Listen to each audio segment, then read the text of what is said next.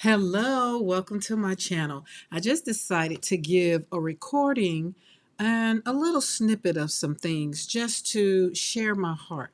I was walking today in the, what do you call it, out in the meadow. The meadow. We have 10.5 acres here on the ranch. And so as I was walking in the meadow, the sun is shining like it wasn't a storm yesterday, right? So Helena or Helen just pretty much passed through Tallahassee, that area, and we got a lot of rain. So as I was walking outside with the dogs, and then I was walking up the driveway to get the mail, I came across these acorns that are huge. And I'm going to show them to you when we venture over on the desk. But also, along with the acorns, the sun shined down. The day is so beautiful. It looks like there was no rain. And that made me think of my grief journey. It's like the day I got the news that my daughter died, and the day I got the news that my granddaughter died. It was not a bright, sunny day, but it was a day. But the next day was bright and sunny. And then the night when I got the news that my son was murdered, it was a night. And then the next day was bright and sunny. So I wanted to come on here and share on this recording and kind of give you a little context as to the storm won't last always.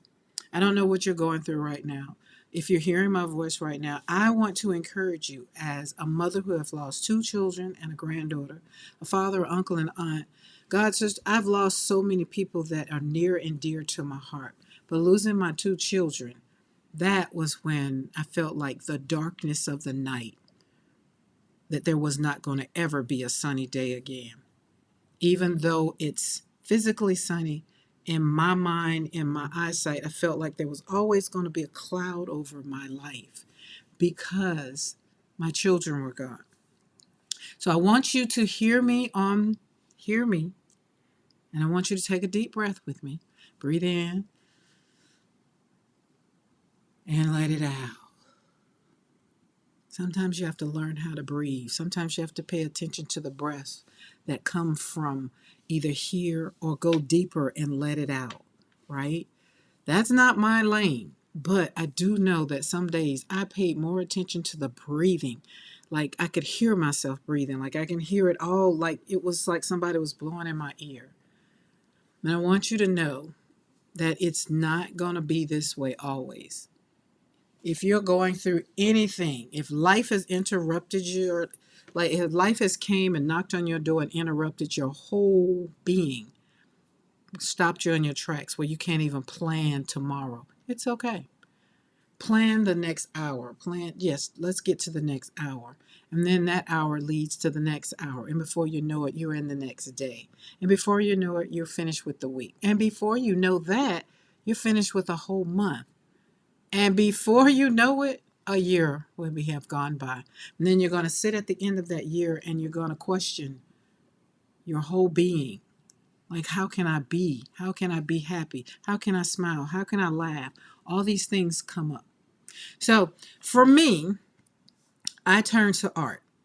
I turned back to the thing that gave me joy when I was in the second grade in art class, making my first pinata out of a balloon and paper mache.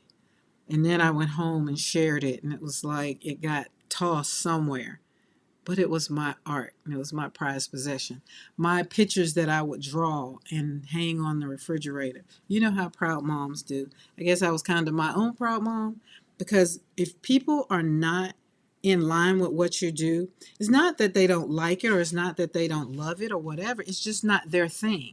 And I've learned to be okay with that, because the studio, Karen McCoy Studio, is my safe space. It's the place where I don't have to think about breathing. It's the place where I don't have to wonder if joy is going to exude in here. I know it is. It has a door that locks that way, and it has a door that locks that way. And if people that want to come into my world can't give me the respect of letting me be, then we come in here in the studio. So I want to share how, because right now, after coming off of that walk, God was just like, and the wind was just blowing, and it's still blowing outside. And God was just like, this is your peace. This is your calm after the storm. All that happened to us was a few limbs fell down out of the trees, the lights went off, but the lights didn't go off on my live. Like, so I thank God for the little things. It's the simple things in life that makes things so great. I want you to know, if you're hearing my voice and you're listening to this right now, you got this. Don't doubt yourself. If I can do it, you can do it. Let's go over to the desk and see what's going on. Okay, so this is what I want you to see. This is how I move. I wish I could take these acorns and literally put them on here, but these aren't they huge? I won't call them what I said when I saw them. Oh, let me cut this on do not disturb because I don't want nobody calling and interrupting. All right, do not disturb. There we go. All right. So here's if you no way, shape, form, or fashion am I saying you need to be an artist or you need to be into all the things to do this. You don't. You need to have a will to want to do something. That's what I'm saying. So if life interrupted has come and knocked on your door and just messed up your whole world, right? These are some simple things that I do. I slap paint on paper. I slap what is this? This was watercolor. So that was watercolor. We cut up papers or we put them through the Cricut and let the Cricut cut them up. We go outside and we just enjoy what God has created. Like let's see, there's two, four, six, eight, two, four, six of these trees. Maybe 6 or 8 of these trees in my front yard, lining the driveway. And these are the nuts. The squirrels are gathering up, but they just made me stop, and I had to pick them up. Now I've been here in this property for 2 years now, and I never paid attention to these nuts. Like I really didn't. And they just look like oversized acorns. The tree, I need to get the name. I'll scan the leaf, and so I'll have the name of the tree, and I'll put it in the description box below. But that's not what's important right now. I want you to take a walk and look at the things around you. Take a walk and feel the air on your face. Feel the wind blowing on your face. Take a walk and just tell God thank you. Take time out for yourself. I always say on the end of my videos, you know, take time out for you because you can't pour from an empty cup.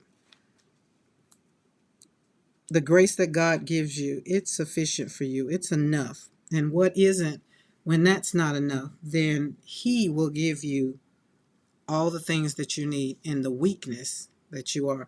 There's a scripture, as a matter of fact, it's right here. Let's say, my grace is sufficient for you, for my strength is made perfect in weakness. So when we are weak, that is when we really are strong in God. So sticker stuck on there. This is my artwork. I just made a tag out of it. So simple things. These right here, I printed these out because I have something I ordered, a digital print, and then I learned how to take those scriptures and put them in these jars, and then I painted them with the watercolor. Now check this out. If you're hearing my voice and you're just like, well, I don't want to play with watercolor, I don't want to do none of that. That's fine. But find something that you would like to do. Maybe join a bowling league, play baseball. I'll start your own YouTube channel with something that you would love. I don't know.